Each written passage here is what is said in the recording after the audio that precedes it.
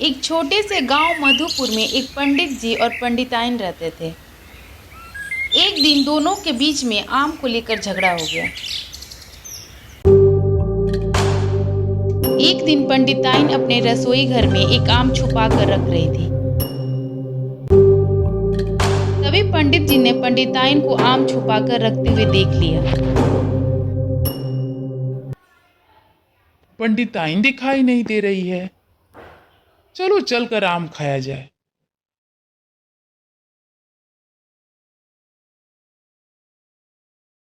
वाह, बहुत मीठा आम है।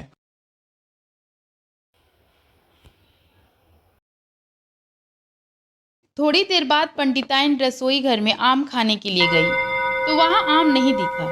तब पंडिताइन गुस्से में पंडित जी से पूछी,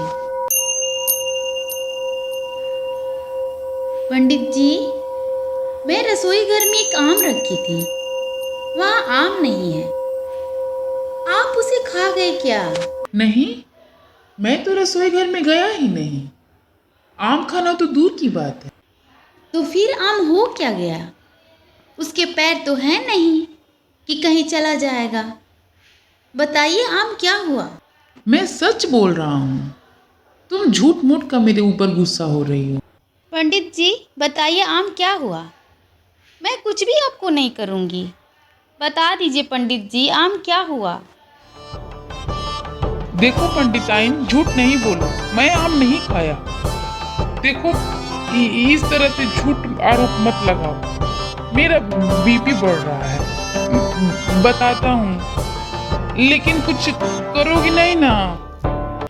मैं रसोई घर में गया था, लेकिन आम खाने के लिए नहीं गया था। आम सामने दिख गया, मुझसे रहा नहीं गया, इसीलिए मैं खा गया। देखो पंडित जी, मुझे कहीं से आम लेकर आओ, नहीं तो मैं आपके साथ कुछ भी करूँगी। मुझे आज आम चाहिए, नहीं तो आपको घर में घुसने नहीं दूंगी। देखो पंडिताइन, ऐसा ना करो, मैं बाजार से आम लेकर आता हूँ। पंडित जी आम लेने बाजार चले जाते हैं। यहाँ आम तो दिख ही नहीं रहा है। अब क्या करूं? चलो आगे चल के देखता हूँ। हाँ, आम दिख गया। कैसे आम है? 1 किलो आम चाहिए। 100 रुपया किलो आम है। अरे भाई, थोड़ा ज्यादा बता रहे हो। सही दाम लगाओ, 1 किलो चाहिए। 50 रुपया में दे दो। नहीं महाराज, 50 रुपया में आम नहीं मिलेगा। आप मंडी में चले जाइए, वहां 50 रुपया में मिल जाएगा। क्या करें क्या करें? चलो पंडित, आज तो 50 रुपया के आम खाकर पंडिताइन खुश हो जाएगी। यहाँ से तो 5 ही किलोमीटर दूर मंडी है। चलो पंडित चलो, आज पंडिताइन तुमको आम खिलाकर ही रहूंगा। पंडित जी चलते चलते मंडी पहुंच गए। वहां पर खोजते खोजते एक जगह आम दिखा। अरे भैया, आम कैसे किलो है? 1 किलो लेना है। पंडित जी, आम 50 रुपये किलो है। अरे नहीं नहीं, और कुछ कम करो, ज़्यादा है। 25 में दे दो, 1 किलो लेना है। देखो पंडित जी, मैं 50 रुपया से आपको 30 रुपये में दे देता हूँ। अरे भाई, थोड़ा कम कर दो, 1 किलो लेना है। अपने गांव वाले बाजार को छोड़कर यहाँ आया हूँ, कुछ तो कम करो, तुम्हारा भला होगा। नहीं महाराज, हम लोग खुद ही 30 रुपये में गोपाल मंडी से लाते हैं, तो हम लोग को क्या फायदा होगा? नहीं पंडित जी, मैं नहीं दे सकता। आज तो पंडिताइन को आम खिलाकर ही रहूंगा। पंडिताइन इतना कम दाम सुनकर खुश हो जाएगी। लेकिन चलते चलते बहुत तेज भूख लग गई है, कुछ खा लेता हूँ, उसके बाद आगे बढ़ूंगा। चलो पहले दुकान पर चलता हूँ। आइए महाराज, कैसे आना हुआ? भाई मुझे समोसा खिला दो, बहुत तेज भूख लग गई है। और हाँ, साथ में जलेबी लाना मत भूलना। दुकानदार ने समोसा और जलेबी पंडित जी को देता है। पंडित जी समोसा और जलेबी जल्दी से खा लेते हैं, लेकिन पंडित जी के पास 1 रुपया भी नहीं था। हरे कृष्ण हरे कृष्ण। अब मेरा पेट तो भर गया, लेकिन मेरे पास 1 रुपया भी नहीं है। अब क्या करूं? दुकान निकल जाता हूँ, कोई मुझे नहीं देखेगा। तभी दुकानदार पंडित जी को देख लेता है और पैसा मांगने लगता है, लेकिन पंडित जी के पास पैसा नहीं था। देखो भाई, पंडित को खिलाने से पुण्य होता है, तुम्हारा कल्याण होगा। इतना तो आशीर्वाद तुमको मैं दे दिया, पैसा पंडित से थोड़े ही लिया गया। देखो महाराज, जल्दी मेरा पैसा चुकता करो। आप सुबह सुबह आकर मेरा पूरा दिन बिगाड़ दिए। अब पंडित जी वहां से उसको बुद्धू बनाकर भाग निकले और वह दुकानदार भी पंडित जी के पीछे पीछे भाग रहा था। ओ पंडित जी, मेरा पैसा तो चुकता करो, कहाँ भाग रहे हो? रुको रुको, मेरा पैसा दे दो। पंडित जी रुको, मेरा पैसा दो। पंडित जी भागते भागते पेड़ पर चढ़ गए और छिप गए। दुकानदार आगे बढ़ गया। तभी पंडित जी पेड़ के डाली में फंस गए और चिल्लाने लगे, बचाओ बचाओ, कोई है, मुझे बचाओ। आज के बाद मैं कभी भी बिना पैसा का कुछ नहीं खाऊंगा।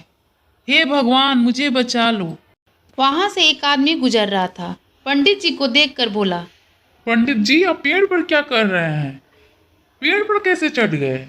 हमें जल्दी उतार दो, मैं गलती से पेड़ पर चढ़ गया हूँ, अब उतर ही नहीं पा रहा हूँ। अब क्या करूँ? मुझे जल्दी उतारो। देखो पंडित जी, हमको बहुत काम है, मैं नहीं उतारूंगा, आप खुद उतर जाइए। रुको रुको, अगर तुम उतार दोगे तो मैं तुम्हें 100 रुपया दूंगा। 100 रुपया? ठीक है पंडित जी, आप मेरे हाथ पर पैर रखिए और उतर जाइए। पंडित जी को वह आदमी पेड़ से उतार दिया, लेकिन पंडित जी ने उसे 50 रुपया ही दिए। पंडित जी, मेरा पैसा कहाँ है? हमको आप 100 रुपया कहे थे और 50 रुपया दे रहे हैं। देखो भाई, मेरे पास इतना ही पैसा है, अब रख लो। वैसे हमको बहुत चोट लग गई है, अब मैं चलता हूँ। अरे, यह मैं कहाँ आ गया हूँ? यह जगह कुछ जानी पहचानी लग रही है। हाँ, याद आया, यहीं थोड़ी दूरी पर मेरा ससुराल भी है। पंडिताइन कह रही थी कि उसके मायके में आम का बगीचा है। अब ससुराल ही चलता हूँ, ससुराल भी हो आऊँगा और फ्री में आम भी मिल जाएगा। पंडित जी अब ससुराल की तरफ बढ़ जाते हैं और अंततः ससुराल पहुंच जाते हैं। अरे दामाद जी, अचानक कैसे आना हुआ? आप तो बहुत थके हुए लग रहे हैं, पसीना से भीग गए हैं। रास्ते में कोई दिक्कत हो गई थी क्या? प्रणाम माता जी। नहीं नहीं, ऐसी कोई बात नहीं है। पास ही के गांव में आया था, सोचा आप लोगों से भी मिलता चलूं।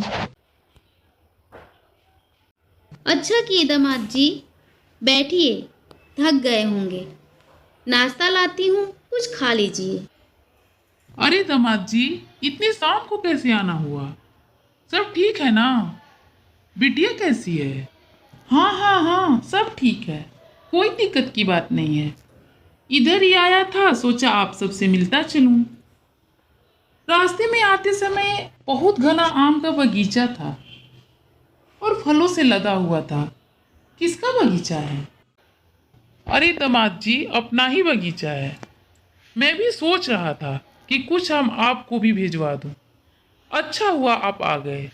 एक बोरी आम लेते जाइए। वाह, इसे कहते हैं भाग्य।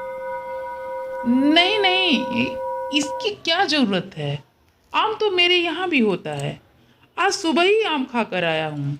ठीक है, कोई बात नहीं, मेरी बेटी के लिए कुछ आम लेते जाइए।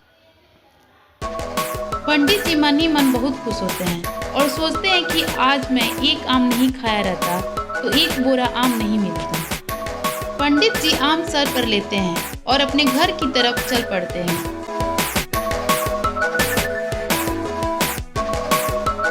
अरे पंडित जी, आप तो 1 किलो आम लेने गए थे और 1 बोरा आम लेकर आ गए।